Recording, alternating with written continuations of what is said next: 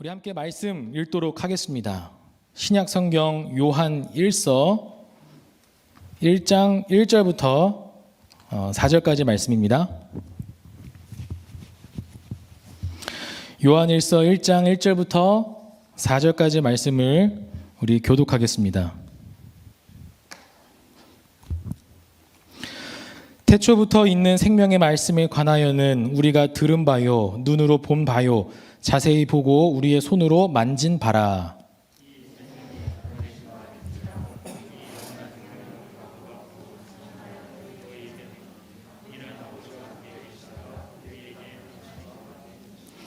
우리가 보고 들은 바를 너희에게도 전함은 너희로 우리와 사귐이 있게 하려 함이니 우리의 사귐은 아버지와 그의 아들 예수 그리스도와 더불어 누림이라.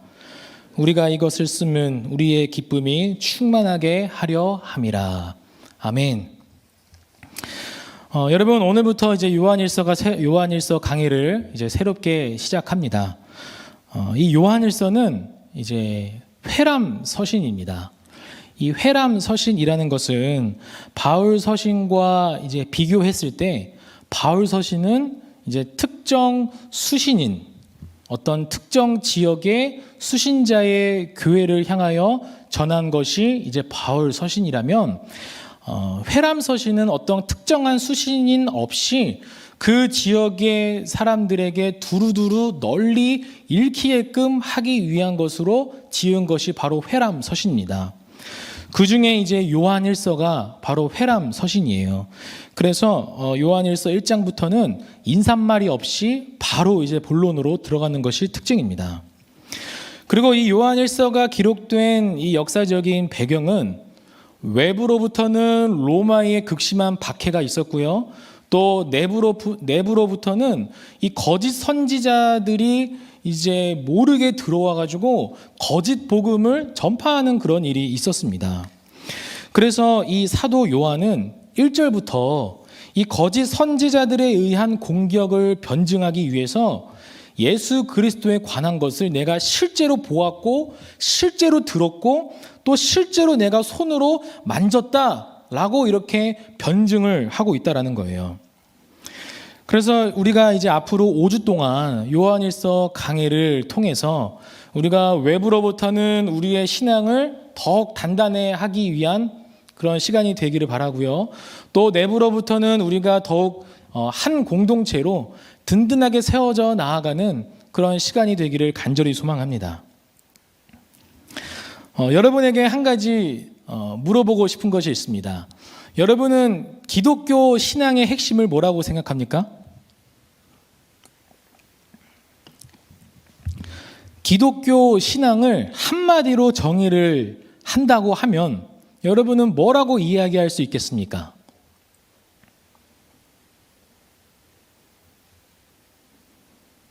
네, 마음속으로 다 생각하고 있겠죠? 여러분, 그러면 기독교와 다른 종교와의 가장 큰 차이점이 무엇일까요?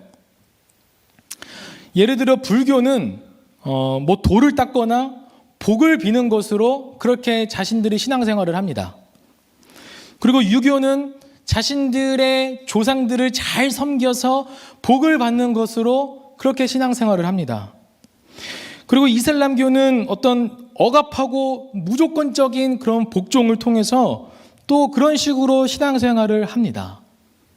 뭐 각종 뭐 토테미즘이나 뭐 샤머니즘과도 같은 그런 식의 신앙생활하는 그런 종교도 있습니다. 이런 것과 기독교랑 비교했을 때 가장 크게 대표적으로 차이가 되는 것이 무엇이냐면 사도 바울이 이렇게 이야기하는 것처럼 고린도 후서 11장 2절에 이렇게 말씀하고 있습니다. 우리 같이 한번 읽어봅시다. 시작. 내가 하나님의 열심으로 너희를 위하여 열심을 내노니 내가 너희를 정결한 처녀로 한 남편인 그리스도께 드리려고 중매함이로다.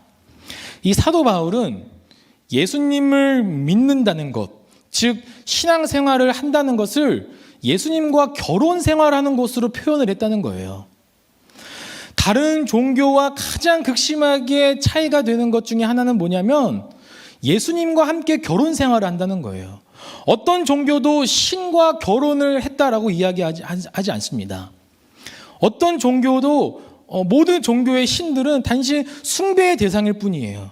그의 진노를 어그러뜨리기 위해서 각종 제물을 바친다라든지 그런 식으로 신앙생활을 하는 것이지, 어떠한 종교도 신과 함께 결혼을 한 것으로 이야기하지 않고 있다는 거예요.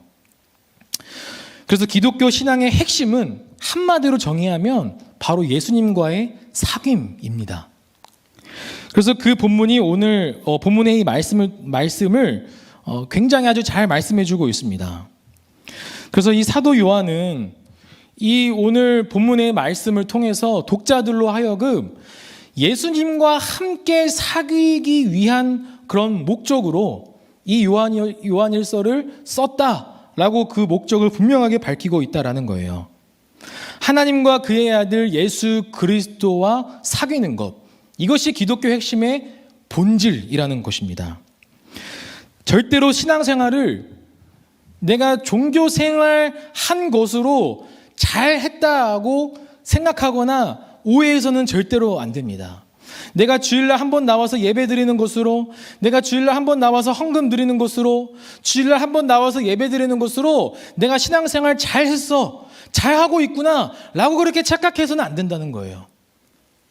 그것은 어떤 신앙생활의 한 요소일 뿐이지 진짜 핵심과 본질은 예수님과의 사귐이라는 것입니다.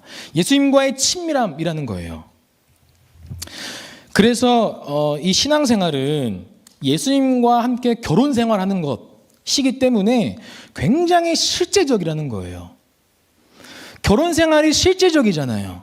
남편과 아내가 결혼 생활을 하면서 실제적으로 삶을 사는 것처럼 예수님과 함께 친밀함을 누린다라는 것, 예수님과 함께 사귐을 누린다라는 것은 실제적인 거라는 거예요. 절대로 관념적이거나 지식적인 것이라는 것이 아니라는 겁니다. 그렇다면 여러분, 지식적으로 내가 예수님을 아는 것과 실제적으로 내가 예수님과 함께 친밀함을 누리고 있다라는 것의 그 두 가지의 차이점이 무엇일까요? 제가 예를 하나 들어볼게요. 여기에 이제 물이 있습니다. 제가 물을 한번 마실게요. 이 물 맛이 굉장히 답니다. 굉장히 쉬어요. 굉장히 짠맛도 나요. 굉장히 시큼한 맛도 납니다. 굉장히 말로 표현할 수 없는 그런 맛이 나요. 여러분, 이 맛이 어떤 맛인지 아세요? 모르죠, 그죠? 그냥 단순히 머릿속으로 이 맛은 그냥 시큼한 맛이구나, 이 물은 그냥 짠 맛이구나 라고 생각할 뿐이에요. 실제로 이 물의 맛을 알기 위해서는 먹어봐야 된다는 거예요. 마찬가지로 여러분, 예수님에 관해서라면 사실 이 성경을 우리가 한 번, 두 번만 읽어도 예수님에 관해서 우리는 잘 알아요. 성경만 읽어도 예수님이 어디에서 태어나셨고, 어떤 사역을 하셨고, 어떻게 돌아가셨고, 어떤 일들을 행하셨는지를 잘 알 수 있단 말이에요. 그거는 근데 예수님에 관해서 지식적으로 알 뿐이라는 것입니다. 예수님과 친밀함을 누리기 위해서, 예수님과의 실제적인 결혼 생활을 누리기 위해서는 진짜 예수님을 만나야 된다는 거예요. 그것이 핵심이라는 것입니다. 제가 예전에 이제 총신대학교 학부 때 채플 시간에 어떤 한 목사님께서 오셔서 이런 이제 말씀을 하셨어요. 굉장히 이제 인사이트의 말씀이었는데 그분이 그런 이제 질문을 하셨습니다. 천국과 지옥의 그 거리가 얼만큼 되는 줄 아느냐라고 이렇게 물어보셨어요. 여러분은 어떻게 생각합니까? 천국과 지옥의 그 거리가 얼마 정도라고 생각하세요?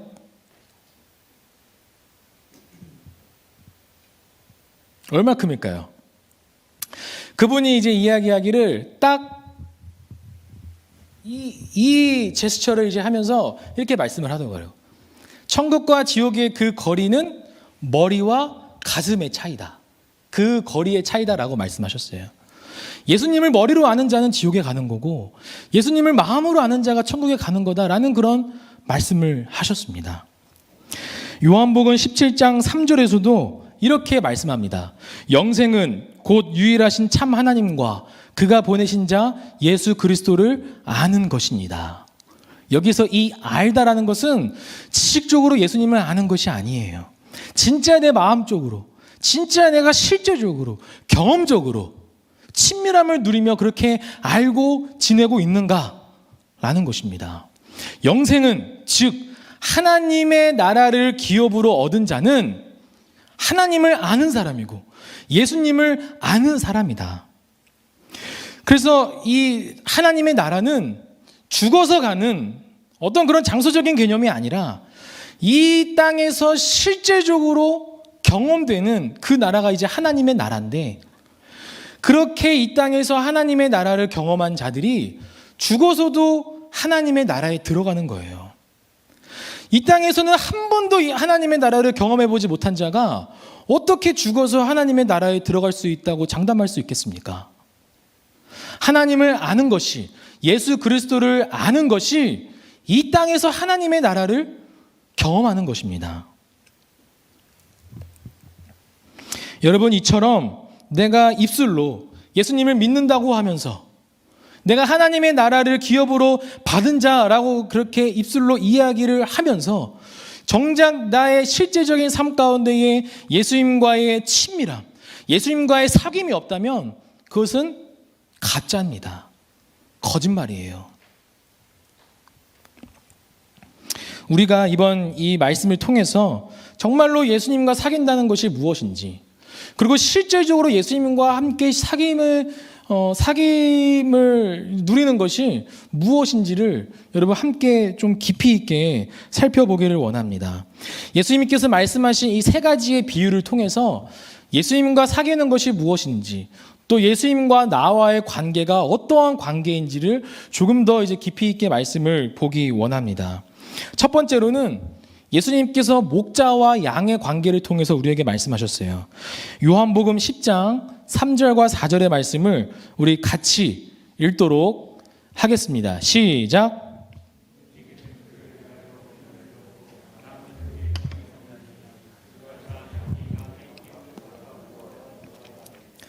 자기 양을 다 내놓은 후에 앞서가면 양들이 그의 음성을 아는 고로 따라오되. 여러분, 여기에서 예수님께서 예수님을 목자, 그리고 우리 그리스도인들을 양으로 이렇게 비유를 하면서 목자와 양의 관계를 말씀하셨어요. 이 관계는 어떠한 관계입니까? 목자가 양들을 부릅니다. 말씀을 하는 거예요. 그러면 양들은 그 목자의 음성을 듣고 목자의 길로 따라갑니다. 마찬가지로 예수님께서는 우리의 인생 가운데 늘 말씀하세요. 늘 말씀을 하시고 그 말씀을 우리는 늘 들으며 주님과 함께 동행하는, 주님의 길로 인도함 받는 그런 인생을 살아간다라는 것입니다. 여러분은 주님의 음성을 들으며 살고 있습니까? 제가 설교 때 자주 이야기했지만 이 주님의 음성을 듣는다는 것은 제일 첫 번째로는 말씀을 통해서 듣는 거예요. 여러분은 말씀을 통해서 주님의 음성을 듣고 있습니까? 매일 말씀 묵상을 통해서 매일 성경을 통독함으로써 주님의 음성을 들어야 된다는 거예요. 말씀을 덮어놓은 채 내가 주님과 사귀고 있습니다, 내가 주님과 친밀함을 누리고 있습니다 라고 절대로 이야기할 수 없다는 것입니다. 그래서 첫 번째로 내가 주님과 함께 친밀함을 누리고 있구나, 내가 주님과 함께 사귐을 누리고 있구나 라고 했을 때 그 평가하는 첫 번째 기준이 내가 말씀을 읽으며 주님의 음성을 듣고 있는가 하는 거예요. 여러분은 주님의 말씀을 읽고 있습니까? 여러분은 주님의 말씀을 묵상하고 있습니까? 내가 SNS 하는 시간, 유튜브 하는 시간, 넷플릭스 보는 시간들은 많이 있으면서 정작 하나님의 말씀을 묵상하는 시간은 없다라고 이야기를 해요. 내가 다른 친구들과 함께 지내는 시간들은 많이 있으면서 정작 예수님과 함께 사귐의 시간을 보내는 시간은 없다라고 이야기를 합니다. 여러분, 그거는 시간이 없는 게 아니라 마음이 없는 거예요. 여러분, 말씀을 여러분 깊이 사모하기를 바랍니다. 매일 묵상으로, 또 매일 말씀을 통독함으로 이 말씀을 통해서 하나님께서 나에게 주시는 이 음성이 무엇인지를 여러분 듣기를 원해요. 그렇게 듣는 자들이 예수님과 친밀함을 누리는 자들이에요. 그렇게 듣는 자들이 예수님과 깊은 사귐을 누리는 자들이라는 것입니다. 그리고 두 번째, 예수님께서 또 14절 15절에 요한복음 10장 14절 15절에 이처럼 주님의 음성을 듣고 주님의 길로 인도함 받는 자들이 얼마만큼의 깊이 있는 그런 관계인지를 말씀해 주는데 우리 한번 같이 읽어봅시다. 시작. 나는 선한 목자라. 나는 내 양을 알고 양도 나를 아는 것이 아버지께서 나를 아시고 내가 아버지를 아는 것 같으니 나는 양을 위하여 목숨을 버리노라. 잠깐 이 화면을 조금 띄워주시고요. 14절에 나는 선한 목자라. 그리고 나는 내 양을 알고 양도 나를 아는 그런 관계라고 지금 말씀해요. 그러니까 예수님과 우리와의 관계는 서로 지금 아는 관계예요. 그러니까 얼마만큼 지금 예수님께서 그 친밀한 관계를 원하시는지를 알고 있어요. 근데 이 친밀한 관계가 얼만큼의 깊이 있는 친밀한 관계냐면 15절에 아버지께서 나를 아시고 또 내가 아버지를 아는 것 같은 관계라고 말씀을 해요. 그러니까 한마디로 이야기하면 예수님과 나와의 관계 이퀄 성부 하나님과 성자 예수님과의 관계와 같다라는 거예요. 여러분 얼마나 놀라운 친밀한 관계인 줄 아세요? 성부 하나님과 성자 예수님과 서로 아는 관계가 예수님과 나와의 관계가 같다라고 말씀을 하는 거예요. 여러분 얼마나 깊이 있는 친밀함입니까? 얼마나 깊이 있는 그 사귐의 관계입니까? 우리는 이 사귐의 관계까지 나아가야 된다는 거예요. 이것이 기독교 신앙의 핵심이자 본질이라는 것입니다. 여러분 바라기는 매일매일 시간을 내어서 5분이라도 단 1분이라도 괜찮으니까 우리가 사실 마음만 있으면 이 말씀을 접할 수 있는 이 매체들도 많고 또 주어지는 영상들도 많고 하기 때문에 얼마든지 쉽게 접할 수 있어요. 이제는 성경 말씀 이 책을 굳이 들고 다니지 않아도 핸드폰에 이런 말씀들이 얼마든지 잘 준비가 되어 있기 때문에 내가 뭐 출퇴근하면서라든지 아니면 내가 학교 통학을 하면서라든지 그렇게 매일 조금씩이라도 예수님께서 나에게 하신 이 말씀의 음성을 들으며 주님과의 그 치밀한 시간을 누리는 우리 청년들이 되기를 간절히 바랍니다.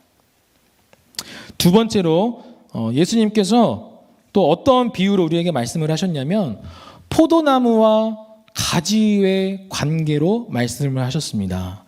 요한복음 15장 4절 5절 말씀을 우리 같이 읽겠습니다. 시작.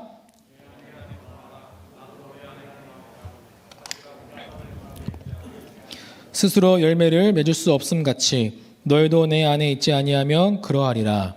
나는 포도나무요 너희는 가지라.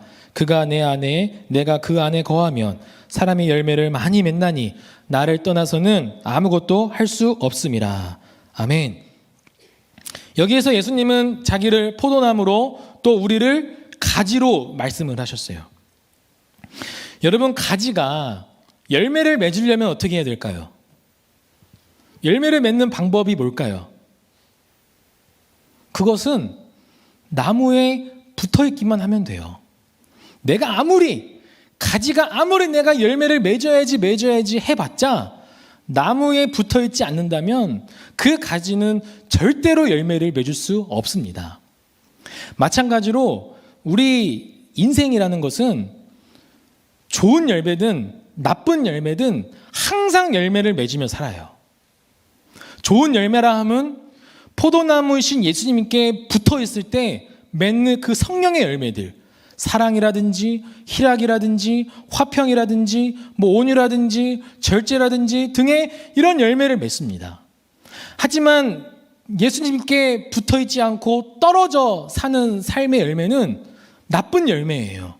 불안, 초조, 두려움, 분노, 짜증, 우울 이런 종류의 열매를 맺으며 산다는 거예요. 이처럼 인생은 이렇게 두 가지의 종류의 열매를 항상 맺으며 산다라는 것입니다. 그러면 우리는 항상 좋은 열매를 맺으려면, 성령의 열매를 맺으려면 예수님께 붙어 있기만 하면 돼요. 예수님께 붙어 있는다라는 것은 예수님 안에 거하는 것을 의미합니다. 예수님 안에 거하는 것. 쉽게 이야기하면 이 거한다는 것은 같이 사는 거예요. 예수님과 함께 사는 것입니다. 이것이 거하는 거예요. 여러분, 예를 들어 이제 남자와 여자가 서로 이제 연애를 이제 한다라고 한번 예를 들어봅시다. 이제 연애 기간 때 어때요? 초기 때 어때요? 굉장히 막 달콤하죠. 계속 막 연락하고 싶고, 계속 막 만나고 싶고, 보고 싶고, 같이 있고 싶고, 그런 시간들이잖아요. 저도 이제 연애를 해가지고 결혼을 했는데, 이제 아내랑 연애를 할 때 어떻게 이제 연애를 했냐면, 저는 중고등학생 때부터 밤을 못 샜어요. 체력이 약해서인지 모르겠지만 중고등학교 때부터 저는 밤을 못 샜습니다. 지금도 밤을 못 새요. 밤을 새면 한 2, 3일, 3, 4일은 들어 눕습니다. 너무 힘들어서요. 근데 이제 아내랑 연애를 할 때 초기 때 아내랑 밤새서 막 연락을 하는 거예요. 카톡으로 하는 거예요. 진짜 밤을 꼴딱 샜어요. 그때 제가 이제 신대원 다닐 때인데 밤을 꼴딱 새가지고 그 1교시 수업을 들으러 갔던 적이 있었습니다. 그날 하루는 그냥 완전히 수업도 못 듣고 계속 막 꾸벅꾸벅 졸기만 하고 막 그랬었던 기억이 이제 있거든요. 여러분, 그런 것처럼 사귄다라고 했을 때 그 사람이 자꾸 보고 싶은 거예요. 계속 연락하고 싶은 거예요. 계속 만나고 싶은 거예요. 그런 것처럼 내가 예수님 안에 거한다라는 것, 내가 예수님과 함께 산다라는 것은 예수님이 너무 좋은 거예요. 예수님과 함께 있는 것이 너무 기쁜 거예요. 예수님과 함께 시간을 보내는 것이 너무 즐거운 거예요. 이것이 예수님 안에 거하는 것입니다. 그러려면 예수님을 자꾸 만나야 돼요. 매일매일 예수님과 함께 보내는 시간이 있어야 된다는 거예요. 우리는 일주일 동안 살면서 예수님과 함께 그렇게 시간을 보내지 않은 채 주일날 그냥 한 번 딱, 그것도 1시간, 길게는 1시간 반 정도 이 예배를 통해서 예수님과 함께 이 보내는 시간으로는 예수님과 친밀함을 누릴 수가 없다라는 거예요. 여러분이 실제적으로 남자친구를 사귀고 여자친구를 사귄다고 이야기를 하면서 그 상대방이랑 연락도 안 해. 만나지도 않아. 여러분, 그것이 사귄다라고 이야기할 수 있을까요?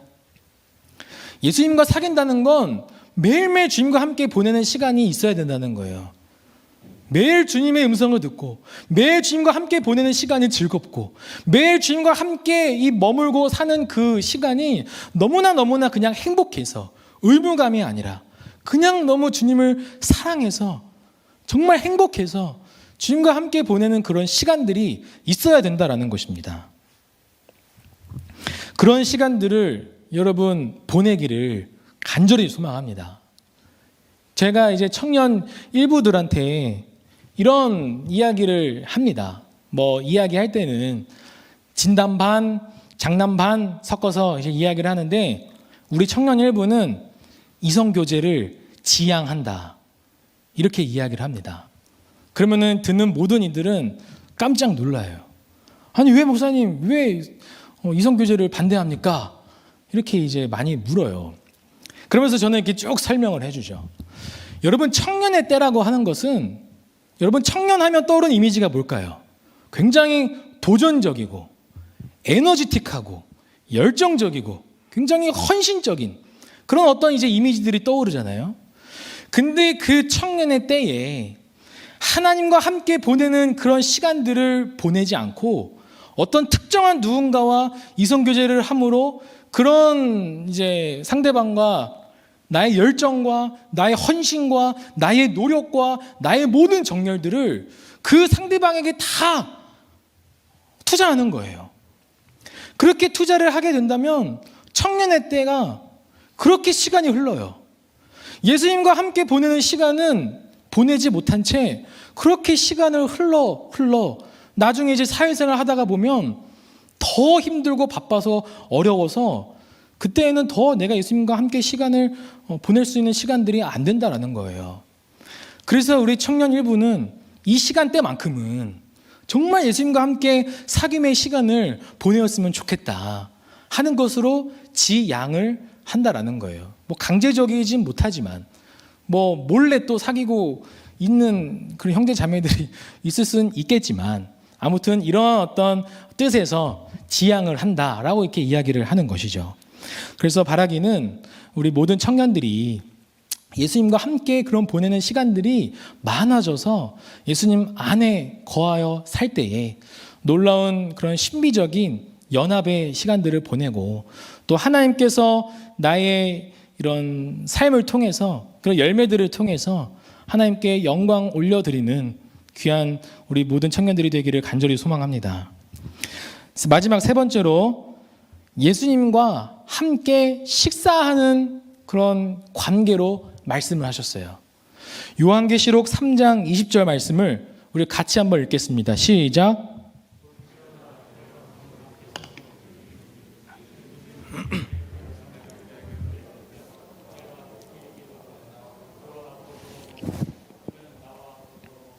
아멘. 여러분 식사는 아무하고나 하지 않아요. 그렇죠? 나랑 친한 사람들끼리 하는 것이 식사입니다. 뭐 손님들과는 가끔씩 밥을 먹겠지만 가족들과는 매일 식사를 하는 것처럼 이 밥을 먹는다는 것, 식사를 한다라는 것은 친밀한 사람들과 함께 식사를 하는 거예요. 저는 이순혜 목사님과 식사할 때는 굉장히 즐겁습니다. 같이 막 농담도 하고 같이 막 먹여도 주고 같이 막 그렇게 반찬도 떠먹여주고 그렇게 이제 재미있게 장난치면서 식사를 하는 것이 즐거워요.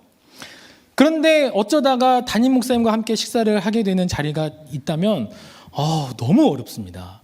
이게 입으로 들어가는 건지 코로 들어가는 건지 모를 정도로 담임 목사님과 함께 식사하는 그 자리는 너무 어려워요. 그래서 그날은 소화가 잘 또 안 되는 것 같아요.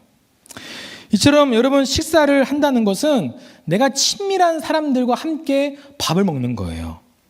마찬가지로 이스라엘 백성들에게 있어서 식사하는 것은 굉장히 중요한 의미였어요. 왜냐하면 이 식사를 한다라는 것은 언약적인 그런 의미의 관계가 있기 때문이에요. 이 이스라엘 백성들은 이방인과는 절대로 식사하지 않았습니다. 그들을 개로 여겼기 때문에, 그들을 하나님께서 버리신 사람들이라고 여겼기 때문에 절대로 이방인들과는 함께 식사하지 않았어요.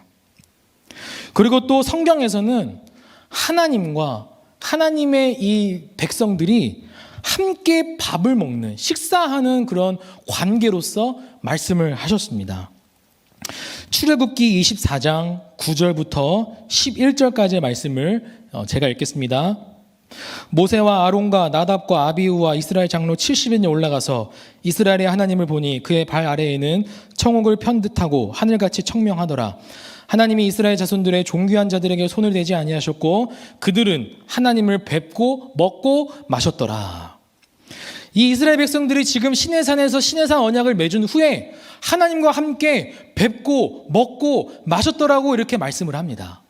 이처럼 식사를 한다라는 것은 하나님과 하나님의 그 언약적 백성들이 친밀함을 누리는 것으로 말씀을 하신다는 거예요. 또 마태복음 26장 26절에서 29절에 예수님께서 마지막 최후 성만찬 때 이렇게 말씀을 하시는 거예요. 그들이 먹을 때에 예수께서 떡을 가지사 축복하시고 떼어 제자들에게 주시며 이르시되 받아서 먹으라 이것은 내 몸이니라 하시고 또 잔을 가지사 감사기도 하시고 그들에게 주시며 이르시되 너희가 다 이것을 마시라 이것은 죄사함을 얻게 하려고 많은 사람을 위하여 흘리는 바 나의 피 곧 언약의 피니라. 그러나 너희에게 이르노니 내가 포도나무에서 난 것을 이제부터 내 아버지의 나라에서 새 것으로 너희와 함께 마시는 날까지 마시지 아니하리라 하시니라. 예수님께서 자신의 피로 새 언약을 맺으실 때에도 제자들과 함께 식사하셨어요.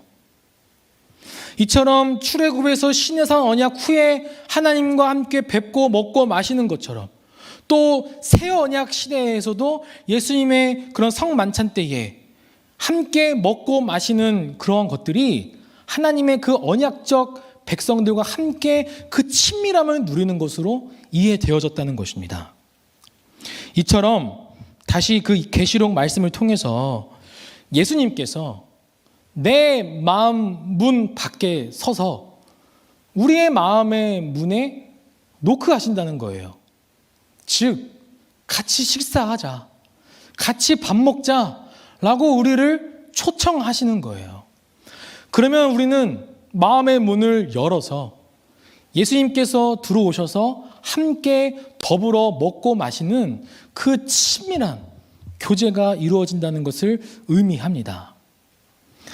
여러분, 내가 마음의 문을 연다라는 것이 무엇을 의미할까요? 예수님을 갈망하는 거예요. 예수님을 원하는 것입니다.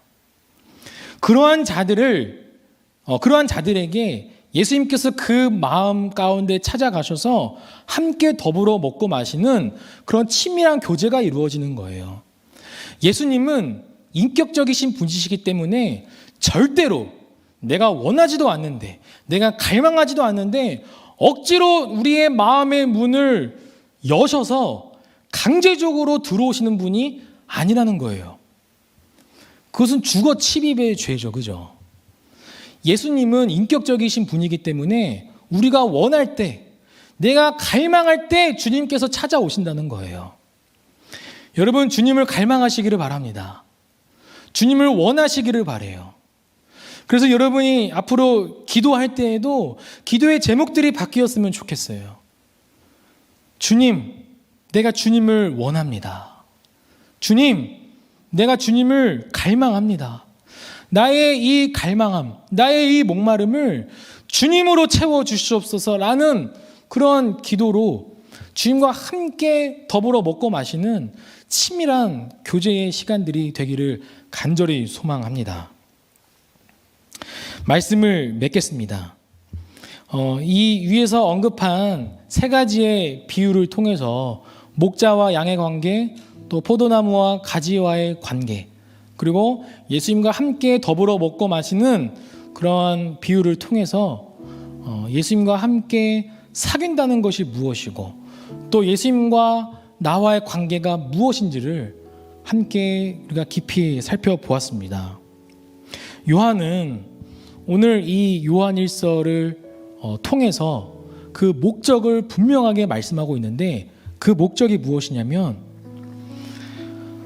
우리의 사귐은 아버지와 그의 아들 예수 그리스도와 더불어 누리는 것인데, 이것을 너희에게도 전하여서 함께 우리 모두 큰 기쁨을 누리기를 원하는 것입니다.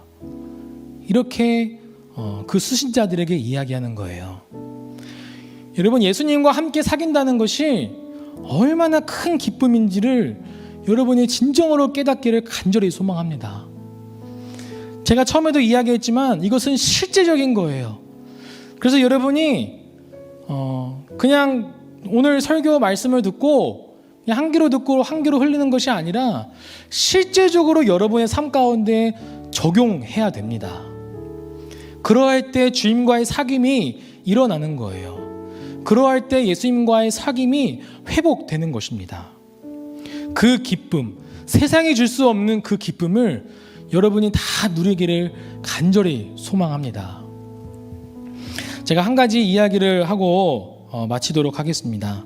지난주 이제 금요일 날 오전에 비가 굉장히 많이 왔잖아요. 갑자기. 제가 이제 저희 딸 하영이에요. 이제 하영이를 제가 어린이집을 이제 등원시켜 줍니다. 어린이집이 바로 이 교회 뒤편에 그 아파트 단지에 있는 거기에 있기 때문에 그냥 제가 출근을 하면서 이제 데려다 주거든요. 그래서 아내는 그냥 집에 있고 출근을 하면서 제가 등원을 시켜 주는데, 이제 금요일 날 비가 엄청 많이 내렸잖아요.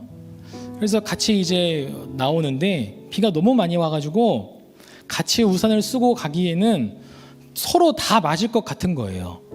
그래서 이제 딸한테 아빠 저기 차가 바로 앞에 있으니까 차를 금방 내가 가져올 테니까 여기 조금만 기다려 이렇게 하고 이야기를 하고 막 부르나게 달려가가지고 차를 이제 앞으로 그 문 앞으로 이제 가져오는데 막 하영이가 그냥 달려오는 거예요.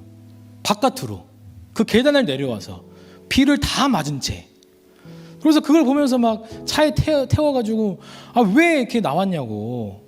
아빠 금방 올 텐데 왜 이렇게 비 다 맞은 채로 이렇게 나왔냐고 하니까 하영이가 아빠 보고 싶어서 그러는 거예요. 저는 하루 종일 너무 마음이 아팠어요. 그냥 비를 좀 다 맞더라도 우산을 쓰고 같이 그냥 차로 갈 걸. 왜 괜히 여기서 있으라고 하고 왜 이렇게 그냥 혼자 차를 몰고 왔는지를 모르겠다 이렇게 생각을 하면서 그날 하루 종일 너무 마음이 아픈 거예요.